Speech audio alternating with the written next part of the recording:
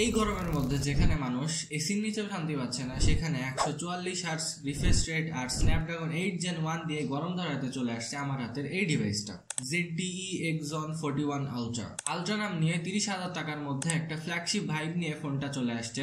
আসল কথা হচ্ছে, এটা কি আসলে আলট্রা ফোন নাকি শুধু নামে আলট্রা? তাহলে চলুন এটার মধ্যে কি কি দিছে সবকিছু দেখা যাক। ডিজাইন অ্যান্ড বিল্ড কোয়ালিটি নিয়ে কথা বললে, ফ্রন্ট অ্যান্ড ব্যাকে গোরিলা গ্লাস আছে, বাট কোন গ্রেডের গ্লাস এটা কোনো ইনফরমেশন পাইনি। ফোনটার হ্যান্ড ফিল অনেক জোস, ফোনটা হাতে নিলে মনে হয় হ্যাঁ একটা ভালো একটা প্রিমিয়াম ডিভাইস ধরে আছি। ফ্রেমটা metal, IP68 dust and water resistant, মানে বৃষ্টির মধ্যেও মানে নিয়ে গেলে কোনো সমস্যা হবে না। বাট আমার মনে হয় না যে একটা বাইরে থেকে আনবক্স করা ফোন বৃষ্টির মধ্যে নিয়ে যাওয়া ঠিক। ফোনটার ওয়েট 204 গ্রাম হলেও হাতে নিলে মনে হয় না যে এটা 204 গ্রাম, কারণ এর ওয়েটটা এমন ওয়েট যেটা হাতে নিলে মনে হয় না একটা পাতলা একটা ফোন। বাট হ্যাঁ, এটার অরিজিনাল ওয়েট 204 গ্রাম। আর যদি ডিসপ্লে নিয়ে কথা বলি, ডিসপ্লেটা অনেক জোস। ডিসপ্লেটার দিকে তাকালে মনে হয় যে এটা ফোন না, এটা একটা ফুললি একটা গ্লাস। ফোনটার display 6.8 inch AMOLED 1080p panel, মানে সাইড দিয়ে একদম বেজেল নাই বললে চলে। আর এমন কার্ভ খুব বেশিও না আবার খুব কমও না। আর এটার ইন ডিসপ্লে ফিঙ্গারপ্রিন্ট অনেক ফাস্ট। কি সেন্সর এটা আমি কোথাও খুঁজে পাই নাই, বাট হ্যাঁ ফাস্ট, তুলনামূলক মানে অন্যান্য এর থেকে ফাস্ট, অত খারাপ না। ডিসপ্লের brightness up to 1500 nits, HDR10 প্লাসের সাপোর্ট আছে। আর ভাই এটার 144 হার্জ রিফ্রেশ রেট এত স্মুথ, এই বাজেটের মধ্যে মনে হয় না 144 হার্জ রিফ্রেশ রেট কেউ দিবে। ডিসপ্লেটা অনেক শার্প, অনেক কালারফুল। ডিসপ্লেটা দেখলে ভাই পুরা একদম ফিদা হয়ে যাবে ডিসপ্লের উপরে।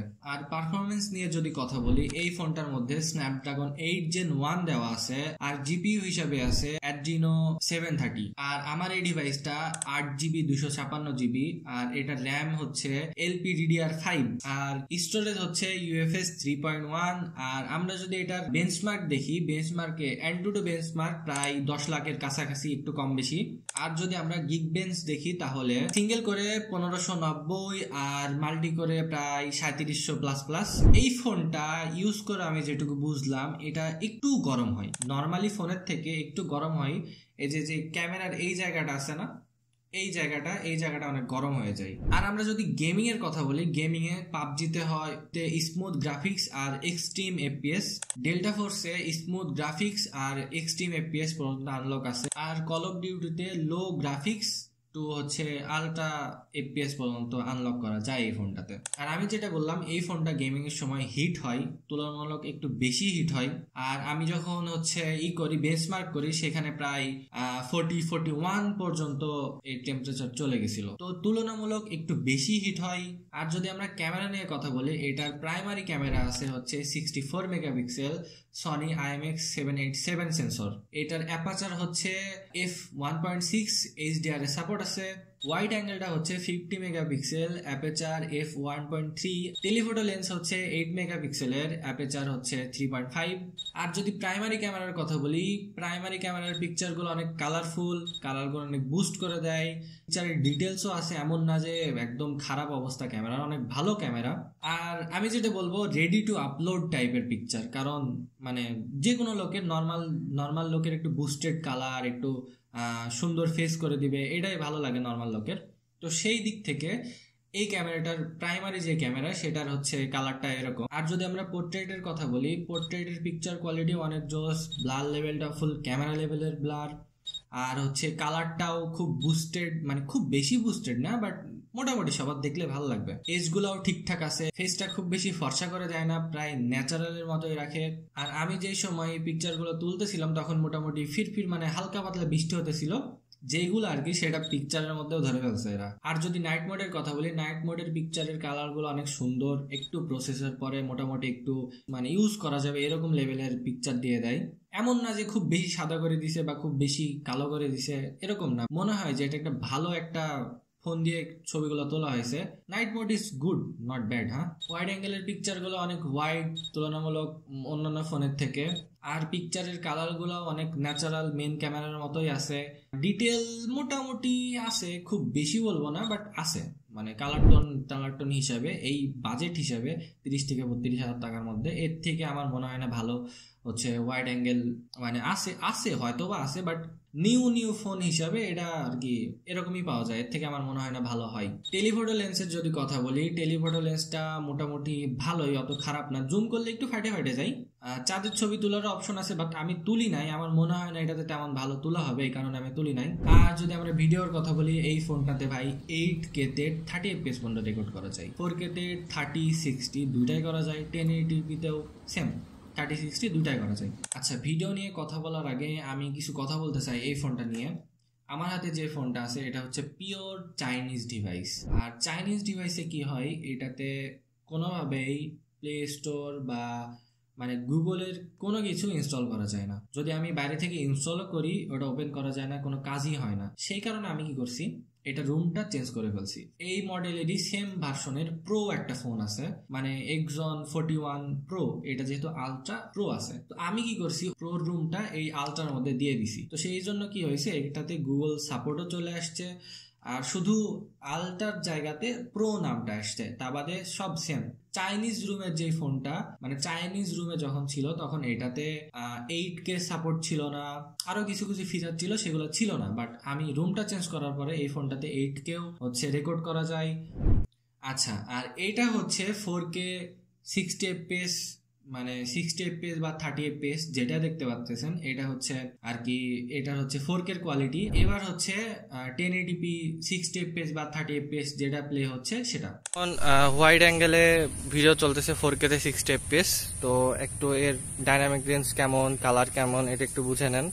আর ভিডিও তো দেখতেই পাচ্ছেন সামনে, আর আমার অডিও কেমন আসতেছে এই ভিডিওটার। আর এই যে আমি যেহেতু হাঁটতেছি, এখন তো আমি আস্তে আস্তে হাঁটতেছি না, নর্মালি মানুষ যেভাবে হাঁটে সেভাবে হাঁটছি। তো দেখতে পাচ্ছেন Exon 41 আলট্রার সামনের ক্যামেরা দিয়ে কেমন ভিডিও রেকর্ড হয়। ডাইনামিক রেঞ্জ তুলনামূলক একটু কম মনে হচ্ছে, বাট ঠিক আছে, খারাপ না। তো আমার ভয়েস কেমন রেকর্ড হচ্ছে, আশেপাশে নয়েজ হচ্ছে, ওই যে পিছন দিকে পানি পড়তেছে। তো অ্যাভারেজে একটা দেখতে পাচ্ছেন যে কেমন কি আর কি এর মানে সামনের ক্যামেরার ভিডিও কোয়ালিটি। আমি যদি একদম সূর্যের পিছন দিকে যাই, এই যে আমার ফেসটা কেমন, মানে সেই কেমন করে আর কি ঠিক করতেছে। আর একদম সূর্যের যদি সামনে যাই, আমার সামনে একদম সূর্য, এখন দেখতে পাচ্ছেন কেমন মানে এর ক্যামেরার ভিডিও কোয়ালিটি সামনের ক্যামেরার। আর আমি এখন হাঁটতেছি, তো এর কেমন স্টেবিলাইজেশনটা কেমন সেটাও বুঝতে পারছেন। আমি একটু ভালো করে যদি হাতটা ধরে রাখি, এই যে। আর এই ফোনটা সফটওয়্যার নিয়ে যদি কথা বলি, এই ফোনটাতে MyOS 13 চলতেছে, বাট আমার মনে হয় না এরপরে আপডেট আসবে কখনো, কারণ আমি অলরেডি একবার রুম চেঞ্জ করে ফেলছি। আর এটা যদি মেন অফিসিয়াল রুমে থাকতো তাহলে ওটাতে গুগল ইউজ করা যেত না, এই কারণে আমার মনে হয় যে এই ফোনটাতে আর আপডেট আসবে না। বাট এই যেই রুমটা দিছি, এই রুমটাতে যদি কখনো আপডেট আসে তাহলে অবশ্যই আপডেট পেয়ে যাবেন, কারণ আমি রুমটা চেঞ্জ করার পরে 2বার আপডেট দিছি ফোনটা। আর যদি র্যাম ম্যানেজমেন্টের কথা বলি, এই ফোনটাতে আমি 8 থেকে 10টা অ্যাপ একদম ওপেন করে রাখছি, ওপেন করে সুইচ করতেছি, ইউজ করতেছি। একটা সময়ও যে র্যাম থেকে হারাই গেছে, রিস্টার্ট নিছে, এরকম কোনো ইস্যু পাই নাই। মানে এই ফোনটার র্যাম ম্যানেজমেন্ট এত ভালো। আর যদি ক্যামেরা ইউআই নিয়ে কথা বলি, তাহলে এই ফোনটার ক্যামেরা ইউআই তেমন অত মানে খুব ভালো বলবো না, আবার খুব খারাপও বলবো না, বাট ফিচার অনেক আছে। ফটোজ প্রো মোড, এখানে হচ্ছে ক্যামেরা ফ্যামিলি নামে একটা অপশন আছে, এইখানে গেলে আমরা হচ্ছে মানে অনেক মোড আছে, মুন, তারপরে হচ্ছে স্কাই, তারপরে ম্যাক্রো। এইখানে আমার একটা মোড আমার ভালো লাগছে, সেটা হলো মাল্টি ক্যামেরা। এই মাল্টি ক্যামেরাটা যদি আমরা ওপেন করি, এইখানে আমরা main camera, wide angle, telephoto, 3টা ক্যামেরা একসঙ্গে ইউজ করতে পারবো। আর যদি আমরা পিকচারটা তোলার পরে আমরা ওয়াইড অ্যাঙ্গেল যদি সিলেক্ট করি, ওয়াইড অ্যাঙ্গেলের পিকটা দেখাবে। আর যদি 1x সিলেক্ট করি তাহলে 1x যেটা তোলা হয়েছে সেটা শো করবে। আর যদি টেলিফোটোতে এখানে নিয়ে যায় তাহলে টেলিফোটোতে যেটা হচ্ছে পিকটা তুলছি ওটা শো করবে। আর যদি 20x দিই তাহলে 20x, মানে টোটালি একটা মানে ফুল মানে রিয়েল টাইমে থাকলে যেভাবে জুম করতে পারবো বা ইউজ মানে দেখতে পারবো, সেম এইরকম একদম একটা। সব দিক থেকে বলা যায় ক্যামেরা ইউআইটা ভালোই, অত খারাপ না। আর ক্যামেরার কোয়ালিটি অনেক সুন্দর, ভিডিও কোয়ালিটি অনেক সুন্দর, মানে খুব ফেলে দেওয়ার মতো না। 30 থেকে 32,000 টাকা বাজেটের মধ্যে এর থেকে ভালো হয়তো আছে, বাট এরকম হ্যান্ড ফিল নিয়ে আমার মনে হয় না ফোন আছে। আর যদি এর ব্যাটারি নিয়ে কথা বলি, ব্যাটারিটা 5000 mAh বা 4900। কারণ ভাই এই ফোনটার ইনফরমেশন পাইতে যায় আমি পুরো পাগল হয়ে গেছি। পাগল কেন হয়েছি, এইটার কোথাও মানে কোনো জায়গাতে ইনফরমেশন নাই। এর যে গ্লাস কি, কত এমএস দেওয়া আছে, তারপরে ফোনটার যে ফুল ডিটেইললি যে একটা রিভিউ থাকবে যে এই ফোনটার এটার মধ্যে এটা আছে, ওটা আছে, সেটা আছে, কিচ্ছু নাই ভাই এখানে। আর এইটাতে এইচডি কার্ড ইউজ করার মতো কোনো জায়গা নাই, শুধু 2টা সিম ইউজ করা যাবে, আর অবশ্যই 2টা সিমই 5G। আর এটা সাউন্ড কোয়ালিটি নিয়ে যদি কথা বলি, সাউন্ড কোয়ালিটি অনেক জোস, স্টিরিও স্পিকার আছে, সাউন্ড কোয়ালিটি মোটামুটি লাউড, খুব খারাপ না আবার খুব ভালোও না, মোটামুটি এই বাজেটের মধ্যে আমি বলতে পারি যে হ্যাঁ, এই বাজেট অনুযায়ী এই মানে স্পিকারটা ঠিক আছে।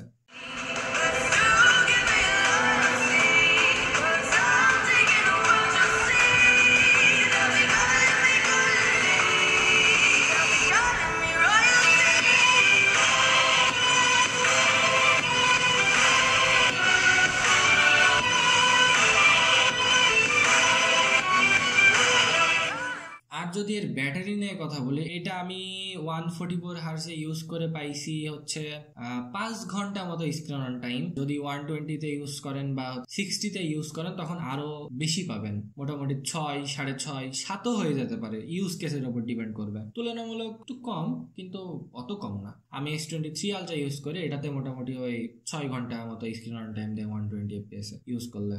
আর এটা চার্জ নিয়ে কোনো প্যারাই নাই, কারণ এইটার বক্সের মধ্যেই 66 ওয়াটের একটা চার্জার দিয়ে দিছে। এটার ফুল চার্জ হতে মোটামুটি আধা ঘন্টা থেকে 35 মিনিট সময় লাগে।